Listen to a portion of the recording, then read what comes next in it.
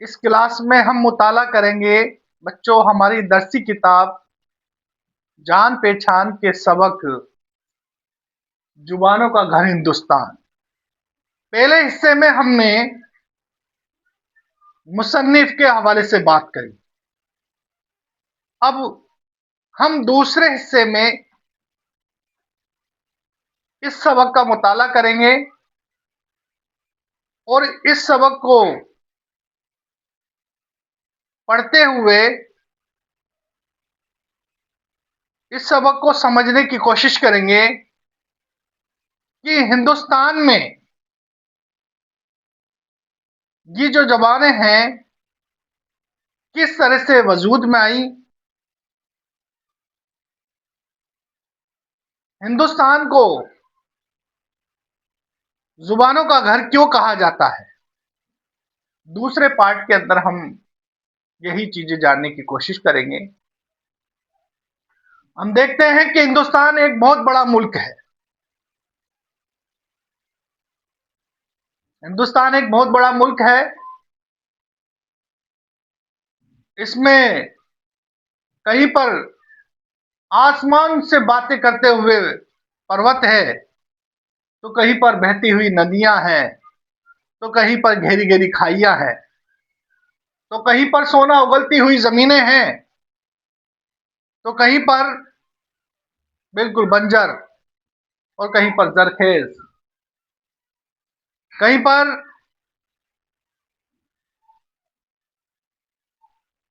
शहरों में बसने वाले लोग हैं, कहीं पर काली नस्ल के लोग हैं, कहीं पर गोरे नस्ल के लोग हैं, कहीं पर गोरी चमड़ी वाले हैं, कहीं पर काली चमड़ी वाले हैं, कहीं पर ठीकने कद के हैं, कहीं पर लंबे कद के हैं,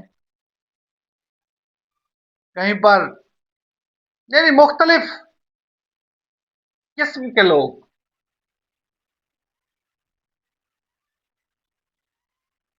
जिस मुल्क की बनावट में इख्तलाफ हो अलग अलग तरह से, कहीं पर पहाड़ी आबादी, कहीं पर हम देखते हैं बिल्कुल मैदानी आबादी, मैदान में बसने वाले लोग, कहीं पर कबलाई लोग, कहीं पर खाना बदोश लोग, कहीं पर शहरी लोग।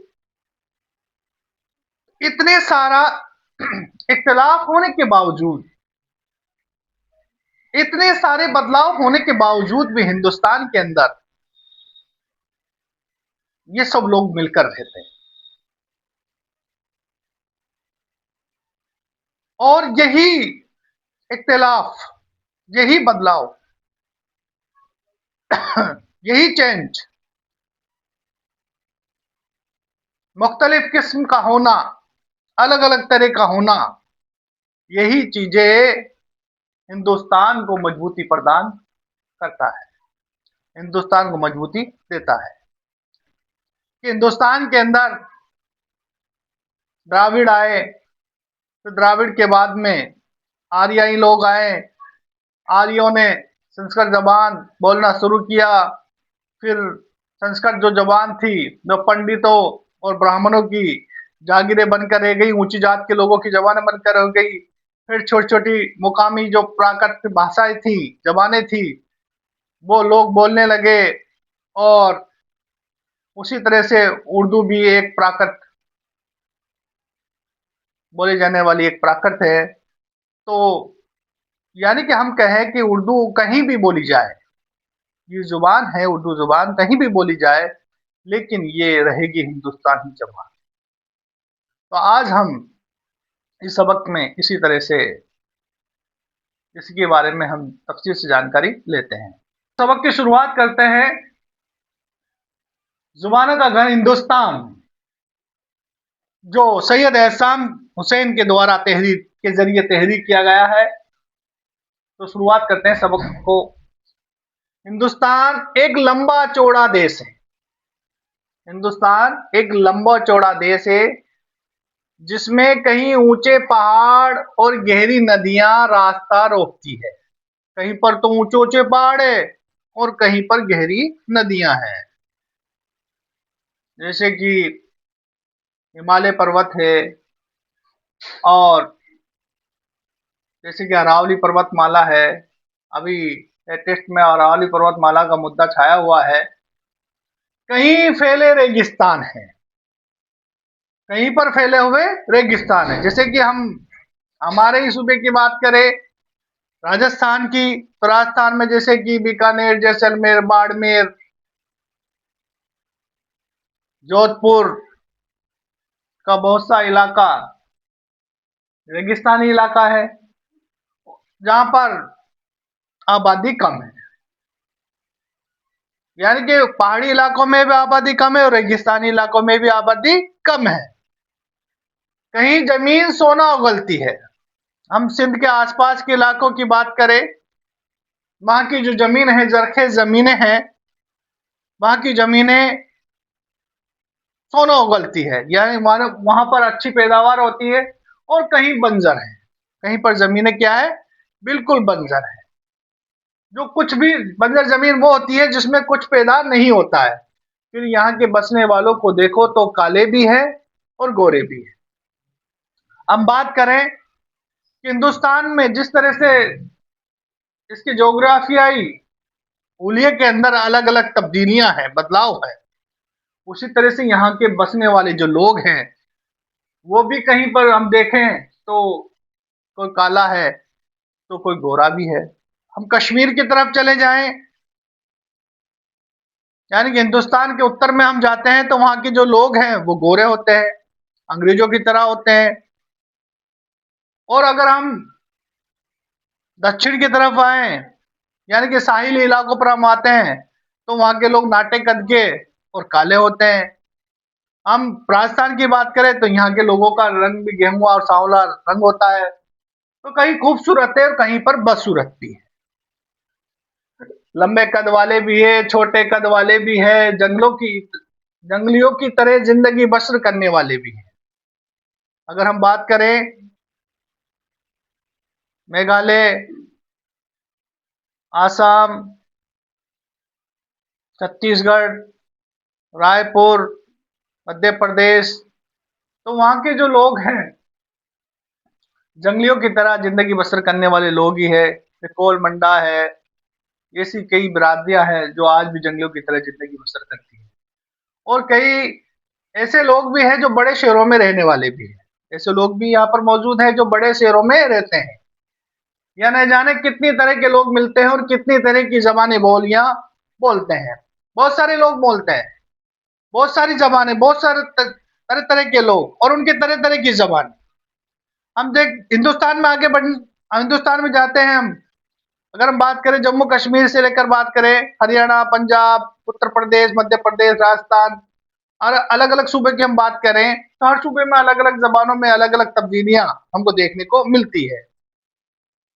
कुछ ऐसे हैं जो हिंदुस्तान में बसे हुए 5,000 साल हो गए। कुछ ऐसे भी लोग हैं जो हिंदुस्तान में जिनको बसे हुए 5,000 साल हो गए। कुछ ऐसे भी हैं जो थोड़े ही दिनों से यहाँ पर आबाद है।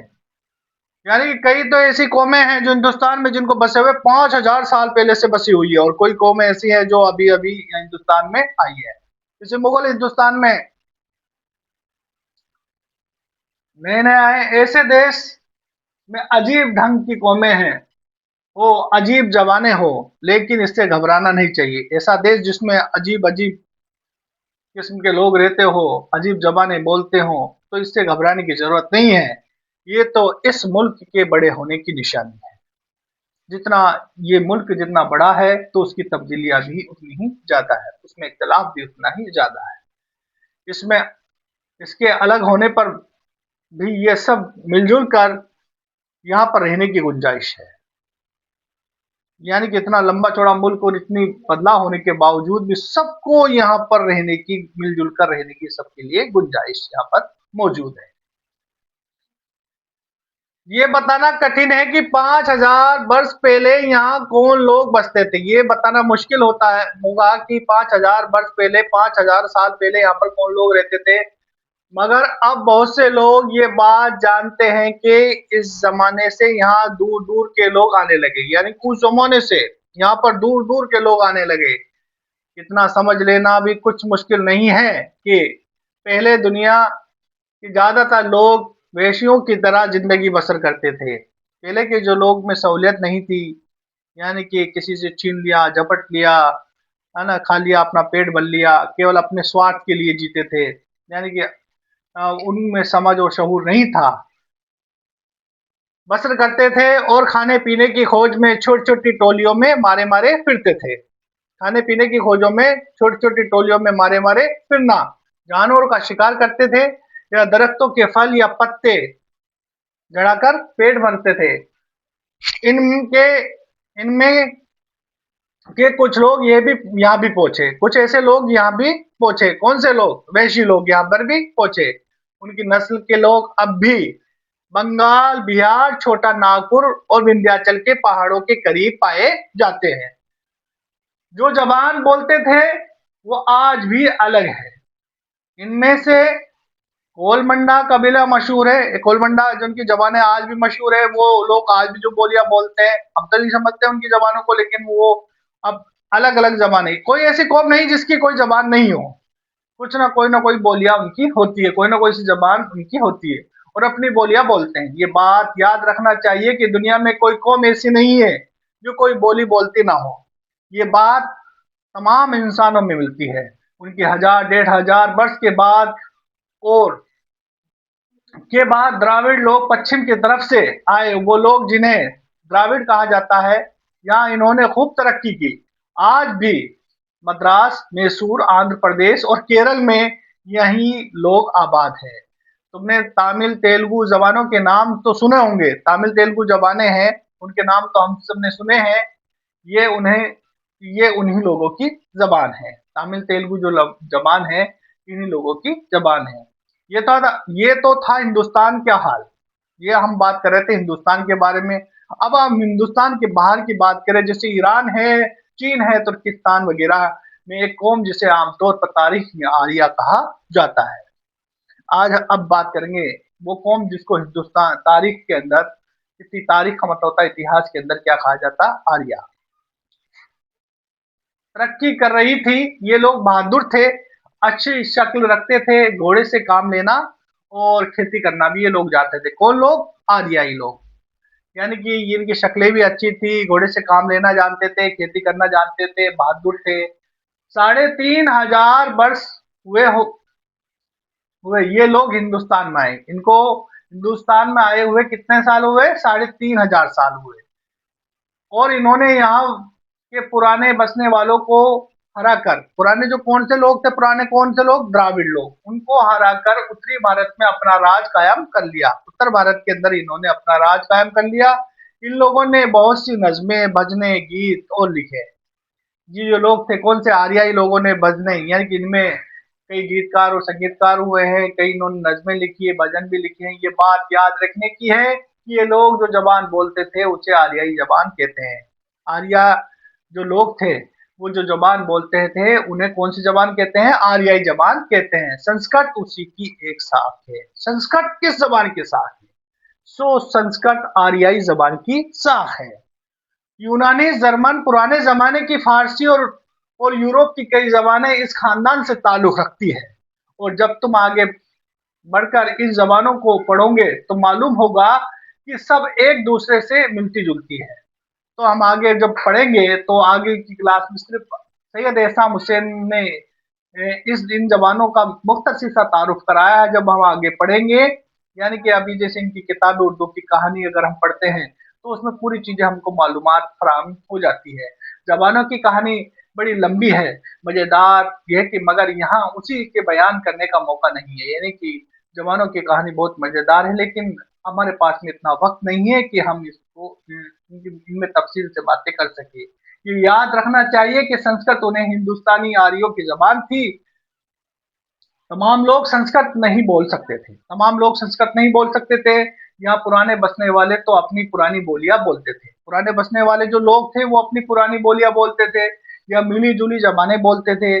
धीरे-धीरे ये हुआ कि संस्कृत ऊँची जात के हिंदुओं की ज़बान होकर के रह गई। आम लोग उससे दूर हो गए। आम लोग उन ज़बानों से, और यानी कि संस्कृत ऊँची जात के लोगों की ज़बान बन कर के रह गई और आम लोग उन ये संस्कृत से दूर हो गए। ये लोग जो ज़बानें बोलते थे उन्हें क्या कहा जाता था? प्राकृत कहा जाता था। जो लोग मुकामी जो लोग थे वो जो जबानें बोलते थे उनको क्या कहा जाता था? प्राकृत कहा जाता था। प्राकृत एक जबान नहीं है बल्कि अलग अलग इलाकों में बोली जाने वाली प्राकृतें हैं। अलग अलग जबानें जैसे अलग अलग भाषाएं बोली जाती है वो अलग अलग भाषा है। हिंदुस्तान लंबा चौड़ा मुल्क तो है कि किसी हिस्से में कोई प्राकृत बोली जाती है तो किसी हिस्से में कोई सी प्राकृत बोली जाती है, यानी अलग अलग हिस्से में अलग अलग प्राकृतें बोली जाती है। अब जो के लिए साधु और संत पैदा हुए तो उन्होंने भी आम लोगों पर अपना असर डालने के लिए प्राकृतों ही में गीत और भजन लिखे और धर्म कर्म की बातें कही। यानी साधु संतों ने भी जो प्राकृत में ही अपने भजन लिखे और वही बात कही। उसी वक्त दूसरी प्राकृत तो जबानों का जिक्र करने की जरूरत नहीं है। उत्तरी भारत में जो प्राकृत बोली जाती थी हमें उसी से काम है। इसी प्राकृत को सूरसीनी कहते हैं। कौन सी कहते हैं? सूरसीनी प्राकृत कहते हैं। उत्तरी भारत में कौन सी प्राकृत बोली जाती है? सूरसीनी।